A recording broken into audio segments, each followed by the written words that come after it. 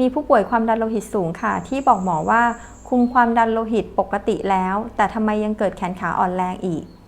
เดี๋ยววันนี้หมอจะเล่าให้ฟังนะคะ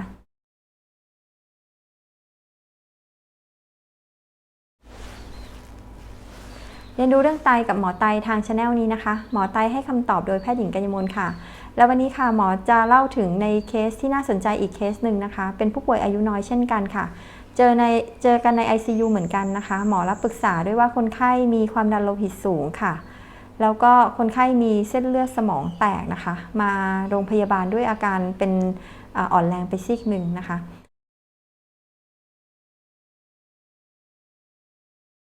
ในสำหรับเคสนี้นะคะหมอรับปรึกษาด้วยคนไข้ที่มีความดันสูงมากนะคะก่อนจะไปรับปรึกษาหมอก็คิดว่าอาจจะเป็นคนไข้ทั่วไปหรือเปล่าที่อาจจะไม่เคยรู้หรือเปล่าว่าตัวเองเป็นความดันโลหิตสูงค่ะแต่พอไปถามนะคะคนไข้ก็บอกหมอนะคะว่ารู้อยู่แล้วนะคะว่าเป็นความดันโลหิตสูงคุณหมอเคยบอกแล้วค่ะแล้วก็คุณหมอเคยแนะนำแล้วนะคะว่าให้ทานยาค่ะแล้วก็ท่านนี้นะคะกลับไปบ้านค่ะ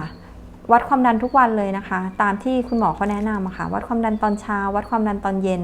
แล้วก็บอกหมอนะคะว่าความดันปกติแล้วหมอก็ยังความดันปกติแล้วหรือมีปัจจัยเสี่ยงอื่นหรือเปล่านะคะที่ทำให้คนไข้เป็นเส้นเลือดสมองแตกแต่พอถามเพิ่มเติมไปนะคะว่าแล้วได้จดความดันไปให้คุณหมอดูหรือเปล่าก็ถึงบางอ้อนะคะเรื่องราวที่หมอจะเล่าต่อไปเนี้ยค่ะก็คือว่าคนไข้นะคะเข้าใจว่าครั้งแรกค่ะที่คนไข้ไปโรงพยาบาลนะคะแล้วเจอว่าความดันโลหิตสูงจน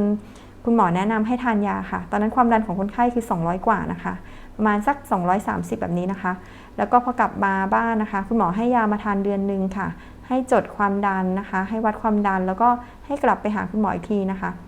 คนไข้ก็ทำตามนั้นเลยนะคะก็คือกลับมาบ้านซื้อเครื่องวัดความดันนะคะแล้วก็วัดความดันทุกวันค่ะปรากฏว่าวัดความดันเราได้190วัดความดันเราได้180นะคะคนไข้เข้าใจว่าความดัน180ถึง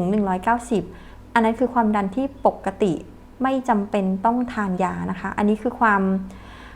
น่าเสียดายของแค่1ประโยคเท่านั้นเองที่คนไข้ไม่เข้าใจและทำให้ชีวิตเปลี่ยนเลยนะคะ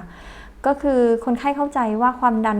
230ที่เขาไปเจอคุณหมอตอนแรกค่ะพอกลับมาบ้านเนี่ยเหลือแค่180 190อันนี้คือความดันลดลงแล้วเขาก็เลยเข้าใจว่าอันนี้คือความดันที่ปกติแล้วอันนี้เรียกว่าความดันลดแล้วก็คิดมาตลอดว่าอันนี้ก็คือการดูแลตัวเอง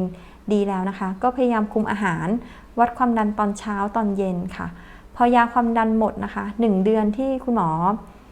ให้ยาความดันมาค่ะ1เดือนแล้วหมดแล้วความดันก็180 190ก็เข้าใจว่าปกตินะคะไม่ได้ไปหาคุณหมออีกค่ะก็ปล่อยอย่างนี้มาเรื่อยๆนะคะเข้าใจว่าตัวเองแข็งแรงสบายดีแล้วก็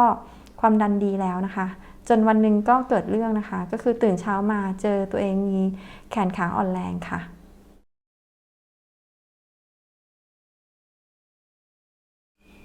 อันนี้เป็นอีกหนึ่งเรื่องนะคะซึ่งอันนี้เป็นเคสจริงเช่นกันนะคะอันนี้หมอจะมาเล่าสู่กันฟังนะคะเพราะว่าบางทีในมุมที่หมออาจจะพูดเป็นแค่คนไข้ไม่มาตามนัดคนไข้ไม่มาตรวจนะคะอาจจะฟังแล้วไม่เข้าใจฟังแล้วไม่ได้ไอเดียว่าถ้าเกิดว่าเป็นในลักษณะบาง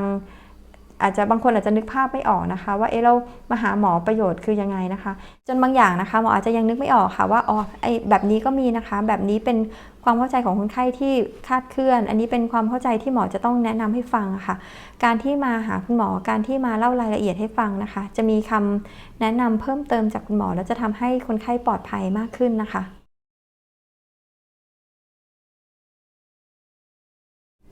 หมอก็เสียดายในผู้ป่วยรายนี้มากเลยนะคะว่าอายุยังน้อยค่ะแล้วก็อุตส่าห์ดูแลตัวเองนะคะพยายามดูแลตัวเองให้ดีที่สุดแล้วนะคะก็จะคล้ายๆกับในเคสของผู้ป่วยเบาหวานนะคะที่หมอเคยเล่าให้ฟังนะคะว่าเจาะน้ำตาลปลายนิ้วพยายามดูแลตัวเองอย่างดีที่สุดแล้วนะคะเจาะน้ำตาลปลายนิ้วแต่ว่าไม่เคยเจาะค่าการทำงานของไตสุดท้ายก็ไตวายจะต้องฟอกไตตลอดชีวิตเคสนี้คล้ายๆกันนะคะอุตส่าห์วัดความดันทั้งเช้าทั้งเย็นดูแลตัวเองอย่างดีแล้วนะคะก็มาเจอภาวะแทรกซ้อนของ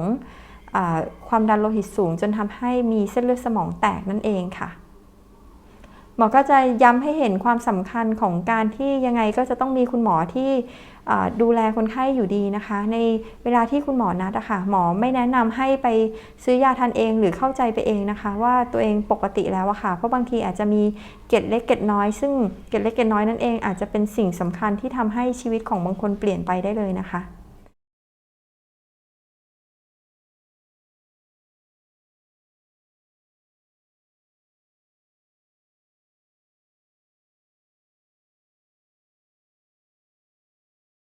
และสำหรับท่านใดค่ะที่ต้องการความรู้เพื่อการดูแลเพิ่มเติมนะคะหมอได้ทำเพลย์ลิสต์แยกหมวดหมู่สำหรับผู้ป่วยแต่ละท่านไว้นะคะสามารถเข้าไปดูเพิ่มเติมได้ค่ะและสำหรับวันนี้ค่ะหมอจะจบวิดีโอไว้แต่เพียงเท่านี้นะคะท่านใดที่คิดว่าวิดีโอนี้มีประโยชน์ค่ะฝากช่วยกดไลค์กดแชร์กดติดตาม Subscribe แล้วก็กดกระดิ่งด้วยนะคะเรียนรู้เรื่องไตกับหมอไตให้คำตอบโดยแพทย์หญิงกัญญมลสวัสดีค่ะ